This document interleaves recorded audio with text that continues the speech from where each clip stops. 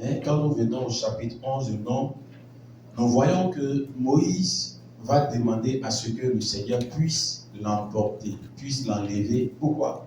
Parce que malgré qu'il a choisi des gens qui craignaient Dieu pour être à ses côtés pour pouvoir travailler, c'est avéré que ces personnes-là, au lieu de l'aider dans la tâche, ont cédé à certaines choses. Amen.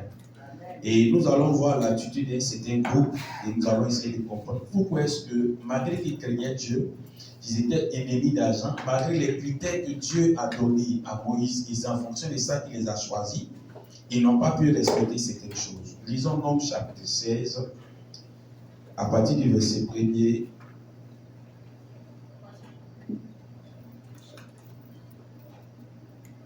On va s'arrêter peut-être au verset 5. Nombres chapitre 16, verset 1 à verset 5.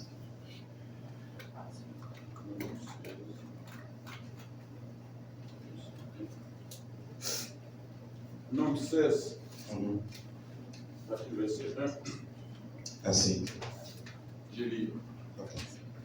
Corée, fils de Justia, fils de Kéa, fils de Lévi, se révolta avec Dathan et Abiram, fils de Liab, et On, fils de Pélet, 3 fils de Ruben.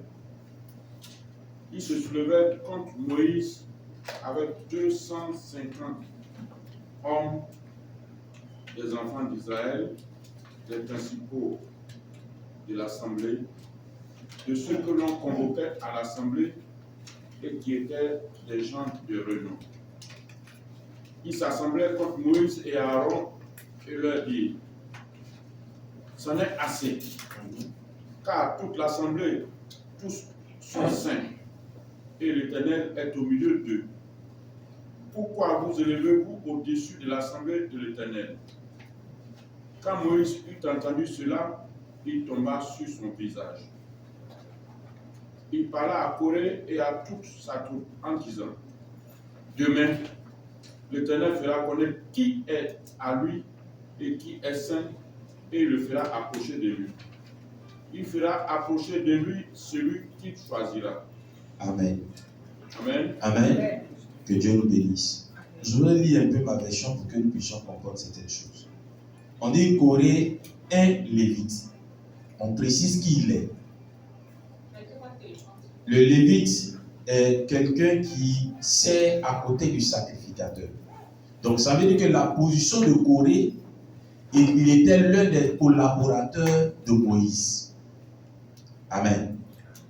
Amen. Amen. Parce que quand on prend la construction du tabernacle, il y a le rôle des sacrificateurs, il y a le rôle des lévites. Et les lévites sont ceux qui ont accès à certaines choses dans la maison de Dieu. Donc Corée, il était un lévite. C'est ce que la Bible précise, que Corée est un lévite. On dit, il conspira avec 3 Rubénites, Dathan, Abiram, fils d'Élia, On, fils de Pélé. On dit, il se soulevait contre Moïse avec 250 Israélites. Et la Bible dit dans ma version, des chefs de la communauté, des membres du conseil, des hommes considérés. Vous voyez qu'on vous montre qui ils étaient au fait. Ceux qui ont organisé cette rébellion. On dit qu'ils se soulevaient contre Moïse avec 250 autres Israélites.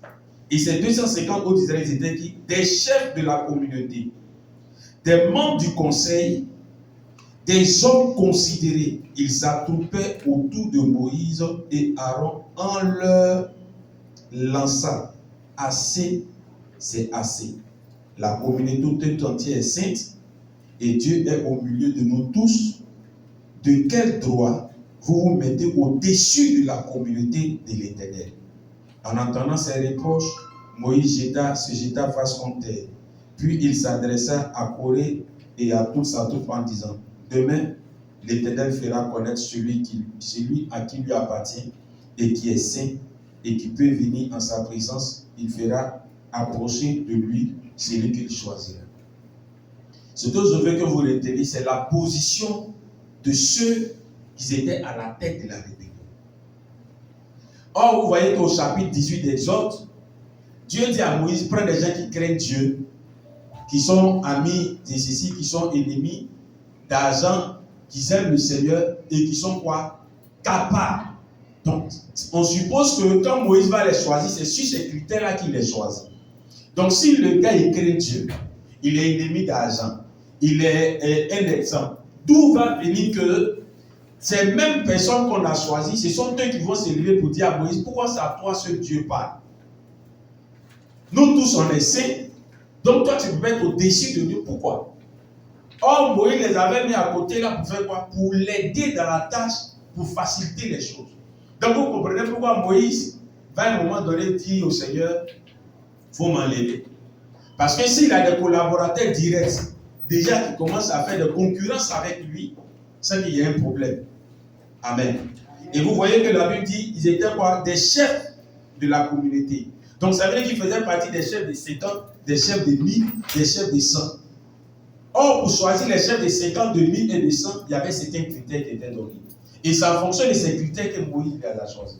Donc, on venait avec mon question, si on se base sur ces critères, on ne doit pas voir cette manifestation en temps normal. Alléluia. Alléluia. Et on dit qu'ils étaient membres du conseil. Donc, ils étaient dans le bois sacré. Mais ça ne les a pas empêchés de se rébeller contre Moïse. Pourquoi, bien aimés frères et sœurs? Vous savez, quand vous êtes dans un endroit, quand vous êtes dans une entreprise, quand vous êtes dans une famille, et que vous n'épousez pas la vision de l'entreprise, ou la vision de la famille, ou la vision de l'église, vous allez finir par être un rebelle. Amen. Amen. Amen. Amen. Malgré vos bonnes intentions, vous allez finir par céder à ce que le diable vous utilise pour attaquer la chose. Donc voici pourquoi il est important d'avoir le caractère de Osias. À 8 ans, il était roi. Et il a commencé à démolir les autels. Il a montré sa rage, il a montré sa fougue pour le Seigneur. Parce qu'il s'est laissé embraser par la vision de Dieu. Donc il est important d'épouser la vision quand on appartient à une communauté ou d'épouser la vision de l'homme de Dieu. C'est pour ça que vous allez vous rendre compte que Dieu, pour résoudre le problème, il a dit à Moïse, prends 70 personnes, viens. Venez au tabernacle. Venez dans le temple. Je vais enlever l'esprit qui est sur toi pour déposer sur eux. En d'autres termes, si l'esprit qui est sur Moïse vient sur ces personnes-là, ça veut dire qu'ils auront la même manière de penser, la même manière de réfléchir, la même manière de voir les choses. Donc le travail sera plus facile pour Moïse. Amen. Le travail est des fois compliqué quand nous n'avons pas les mêmes visions. Le travail est compliqué quand nous n'avons pas les mêmes principes. C'est pour ça que vous prenez Genèse chapitre 11, vous allez vous rendre compte que les gens se sont levés. La Bible dit en ce temps-là, ils parlaient le même langage. Ils avaient les mêmes pensées. Et quand ils se sont levés, ils ont décidé de construire la tour de Babel. Et Dieu lui-même va descendre pour dire, attends, je vais descendre voir ce que les hommes là sont en train de faire. La Bible dit, regardez la confession de Dieu. Il dit, ces hommes ont résolu de faire quelque chose. Parce qu'ils ont décidé de construire une tour qui va faire que leur nom ne va pas disparaître. Et Dieu me dit, la résolution qu'ils ont prise, il n'y a pas quelqu'un qui peut les arrêter. Alléluia. Bien aimé, quand les gens ont une même pensée, une même vision, il n'y a rien et rien qui peut les arrêter. Même si c'est pour faire le mal. Même si c'est pour faire le mal. Il n'y a pas quelque chose qui peut les mettre. Donc il est important pour nous en tant que collaborateurs. Il est important pour nous en tant que des fils et des filles de pouvoir épouser la vision du Père. C'est en ce moment précis que le diable va s'éloigner de nous. Alléluia. Sinon, ce n'est pas à cause des dons, des talents ou des qualités qu'on a ou des postes qu'on a. Mais quand on épouse la vision, automatiquement, on marche dans la pensée de Dieu. On épouse ce que Dieu demande. Et vous allez voir que ça nous empêche d'être rebelles parce qu'on se dit que nous sommes en train de faire ce que Dieu veut. Alléluia. Amen. Que Dieu nous bénisse. Amen. Que sa grâce soit sur nous. Tu vas prier le Seigneur. Et tu vas demander à Dieu d'éloigner de toi tout ce que le diable ou ta chair peut pouvoir utiliser pour pouvoir attaquer l'œuvre. Mais que tu sois une source de bénédiction, non une source d'attaque. Prions le Seigneur.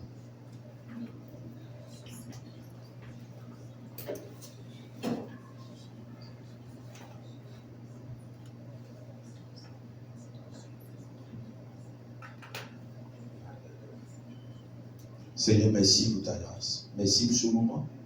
Nous voulons te présenter nos vies. Viens faire de nous, Seigneur, des Lévites selon toi et non selon nos pensées, non selon nos conceptions. Pas des gens qui vont se lever, Seigneur, contre les autorités établies. Pas des gens, Seigneur éternel, mon Dieu, qui vont être des portes des rébellions.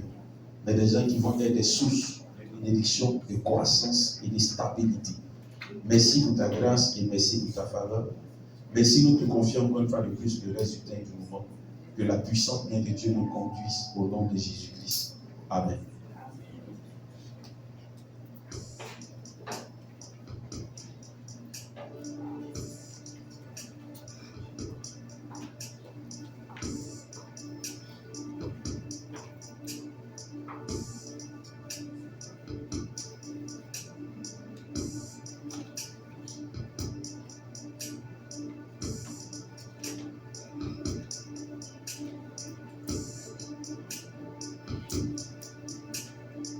Regarde les montagnes, regarde les vallées,